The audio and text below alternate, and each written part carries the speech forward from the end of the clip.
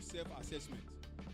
Even though for your learning, even though as facilitators and tutors, we need to be appraised. We need to self-appraise ourselves.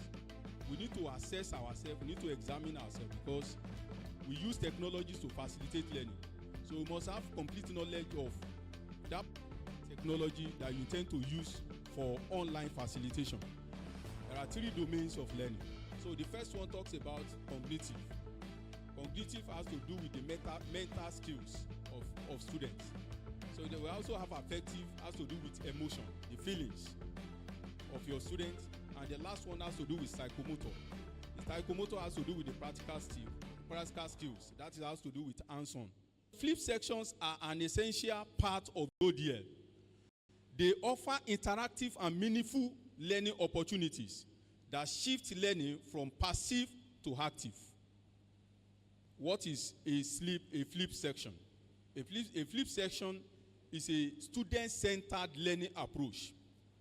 That is, learners interact with core content outside the classroom and then apply that knowledge through activities, discussions, and problem-solving exercises in an interactive class section.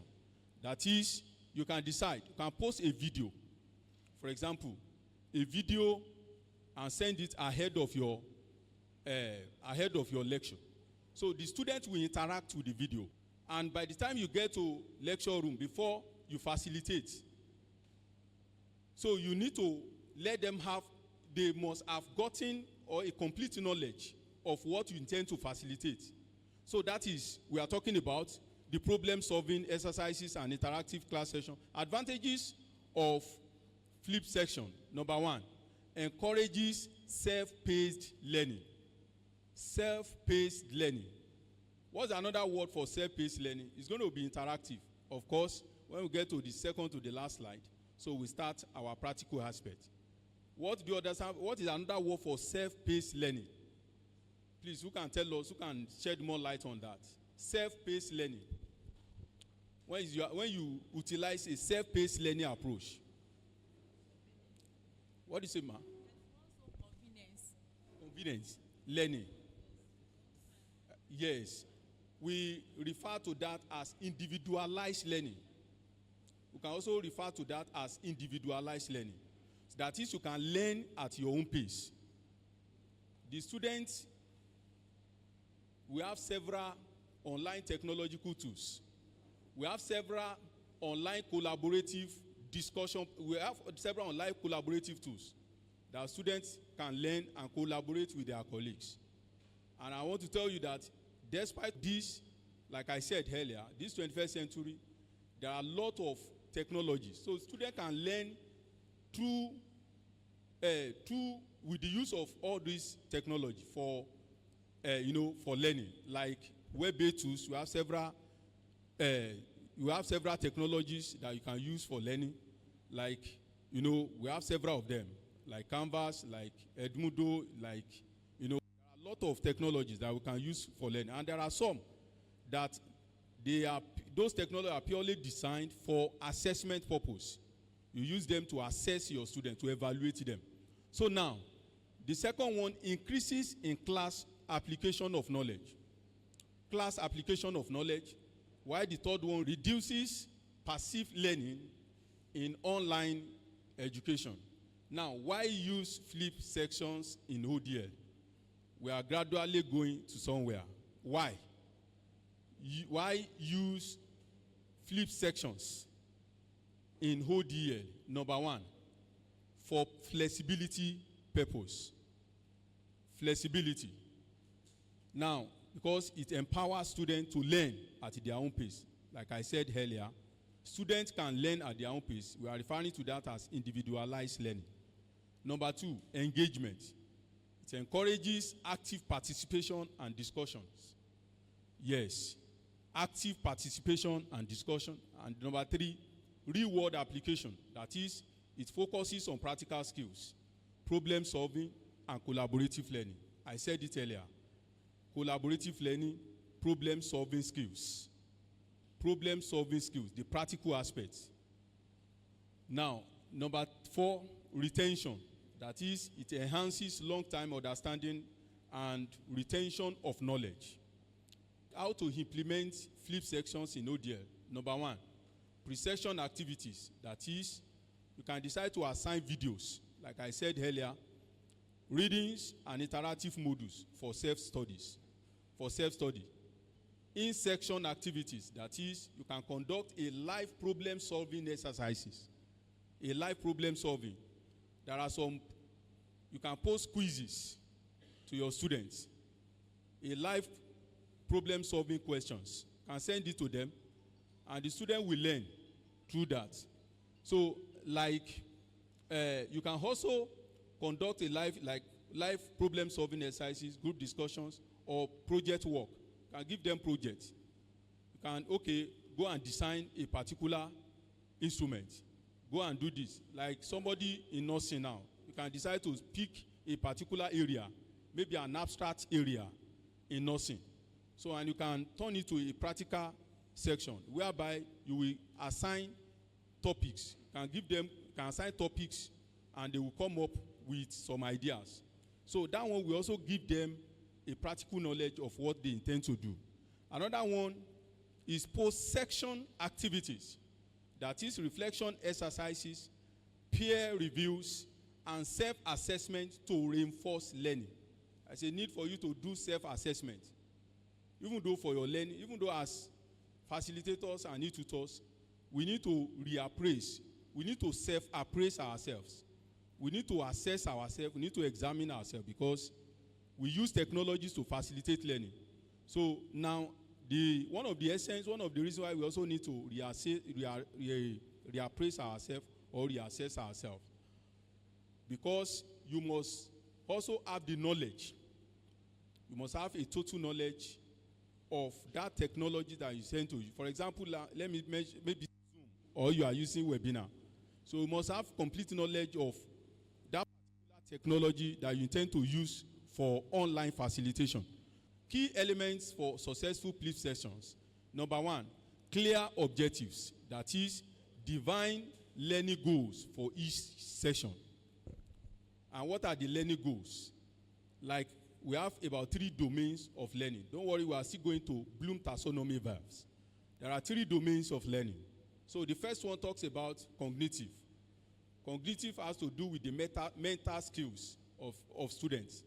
So we also have affective, has to do with emotion, the feelings of your students. And the last one has to do with psychomotor. The psychomotor has to do with the practical skills. That has to do with hands-on. So now, we also have interactive materials. That is, use engaging videos, quizzes, simulations. The third one, collaborative tasks. That is, plan discussions and group work for practical application. And the last one there is assessment. That is, incorporate feedback, quizzes, and assessment to track progress of your students. Innovative assessment strategies. So I'm rushing the theoretical aspect, so we can quickly move to the practical aspect of this section. That's what we call gamifications. That is, maybe you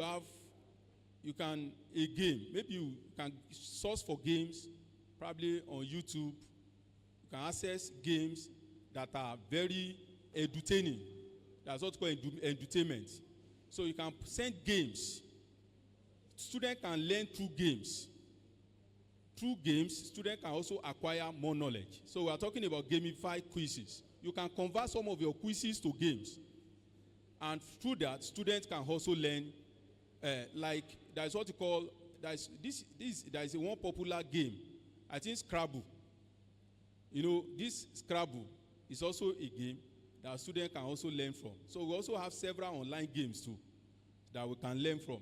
Games enhances motivation and engagement. So you can engage learner through games, and it gives room for motivation. Of course, we have both intrinsic and extrinsic motivations. You know, we have 2 types of motivation. We have extrinsic motivation and intrinsic motivation. That is external motivation and internal motivation. So now, you can also get external motivation through games. So now, the next slide. Benefit of innovative assessment in ODeL. What are the benefits? Number one, real-world relevance. Prepare students for professional applications. It prepares students for professional applications. Immediate feedback. It helps students to self-correct and improve their learning activities. Number three, enhance engagement. That is, it keeps students, motivated and interested. That is, that particular materials or games that you are posting, that you are sending to your students, it will give room for, it will stimulate and it will encourage and motivate them to learn. So we also have skill development. It builds critical thinking and problem-solving skills. Problem-solving skills. The next slide. Sorry, I'm rushing because of the hands-on, the practical aspect. Combining flip sections with innovative assessment. Flip sections align with various assessment types, that is formative and summative, self and peer. Combining flip section with innovative assessment provides a seamless, engaging learning experience that emphasizes both understanding and skill application. Skill application. I'm still talking about the practical aspect, the psychomotive aspect of the domains of learning. Now, the next one example that is pre-section prep for assessment, in-session for group evaluation, post-section for self and peer reviews. Best practices for creating flip session in ODeL. Number one, concise materials. That is, keep pre-session readings or videos focused on manageable. Engaging activity. That is, plan in-session activity that encourage meaningful engagement. Here is another section that is clear rubrics. Provide grading criteria to make assessment transparent. That's where we are going. Rubrics. And the essence of rubrics is to provide a grading criteria to make assessment transparent.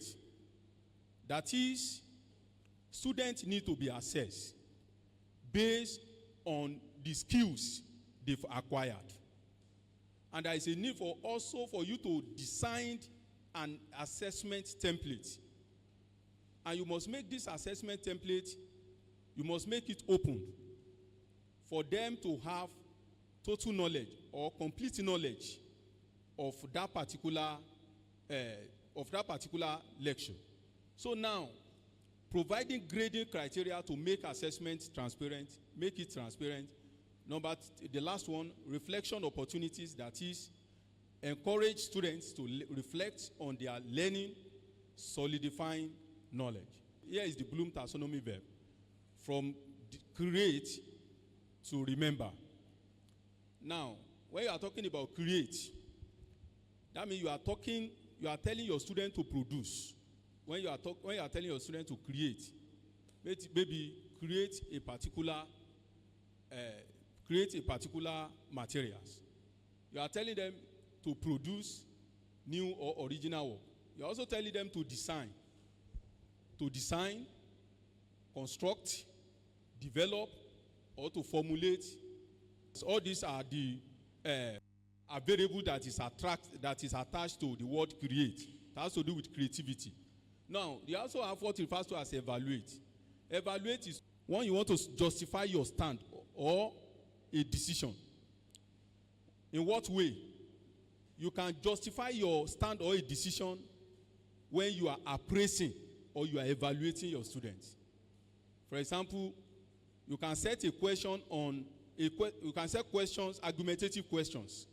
Questions that are argumentative, that's why we have argue, defend, judge, select, support, value, critique.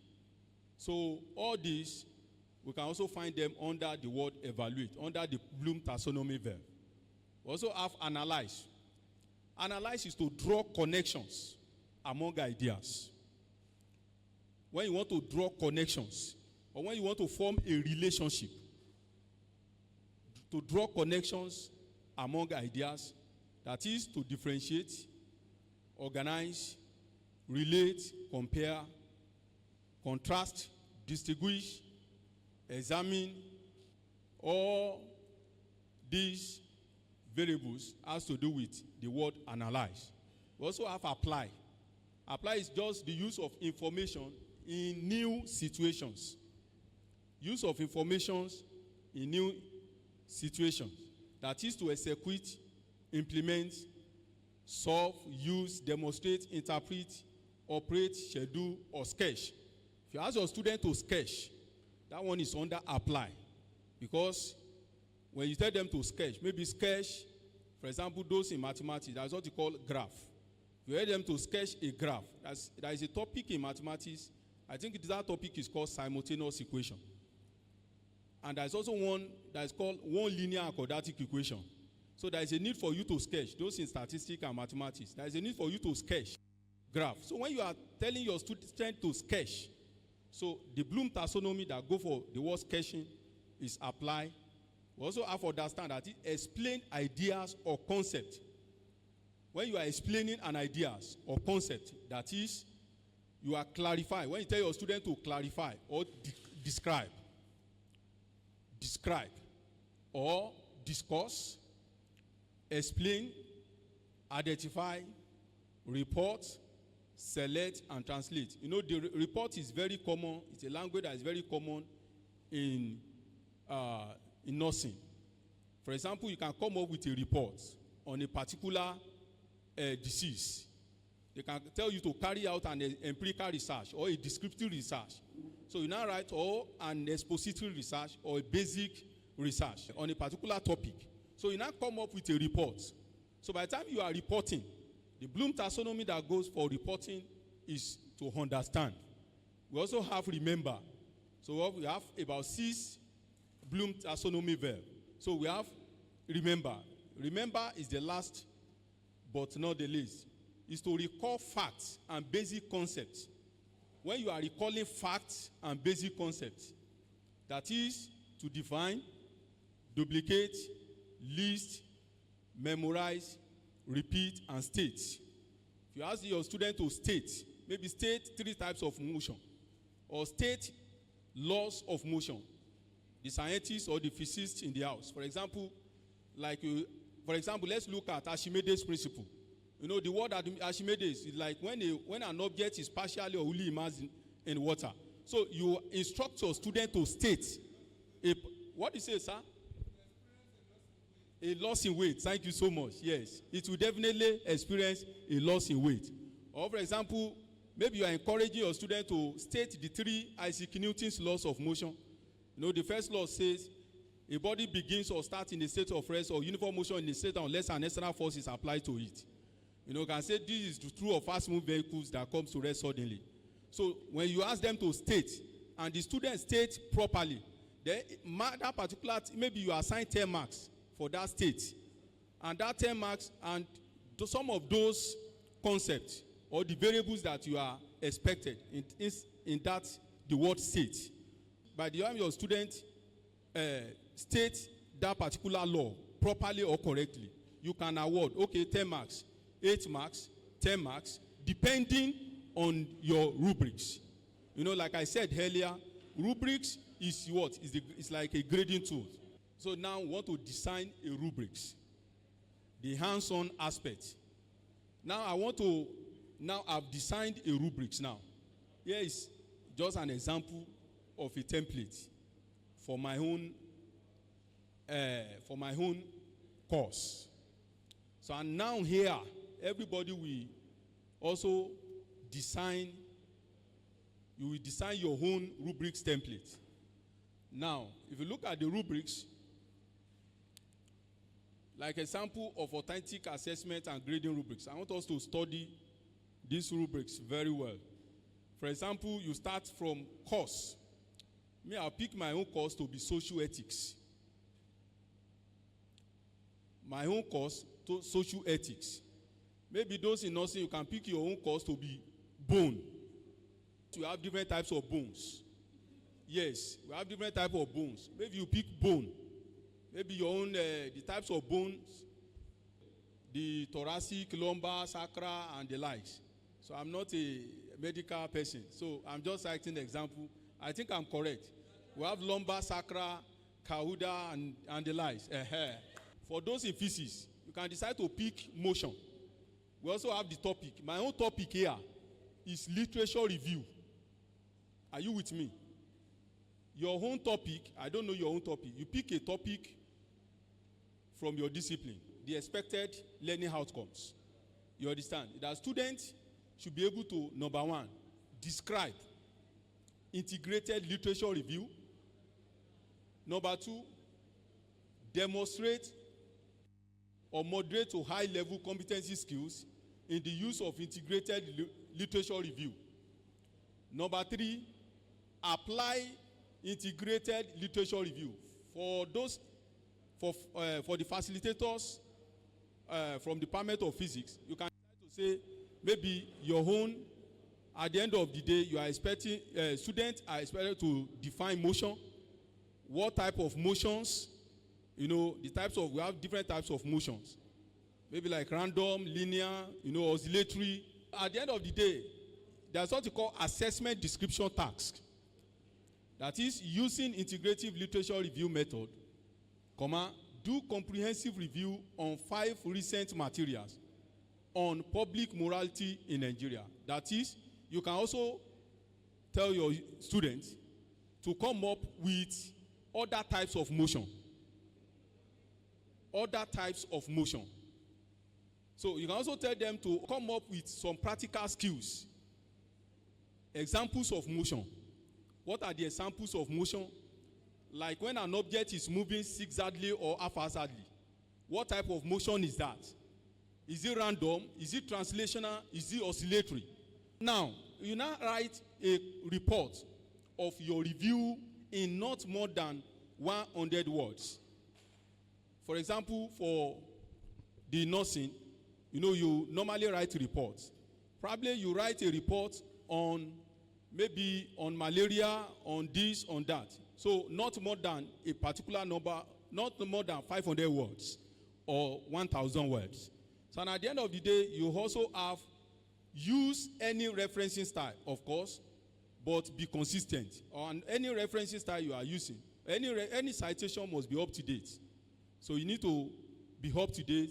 So now, this is the sample of our rubrics. Like for example, maybe at the end of the day, maybe the definition is not properly defined.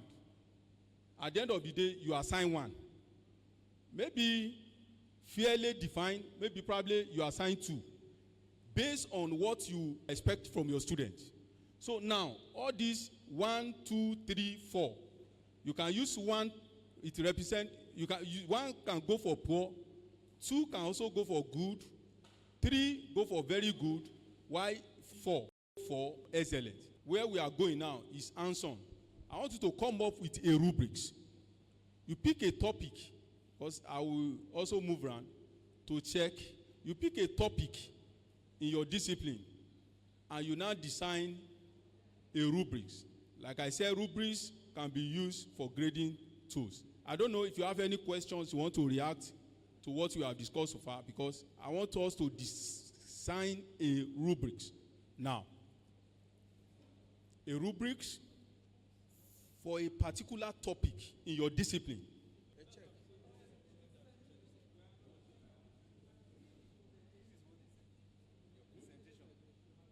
Just follow the template.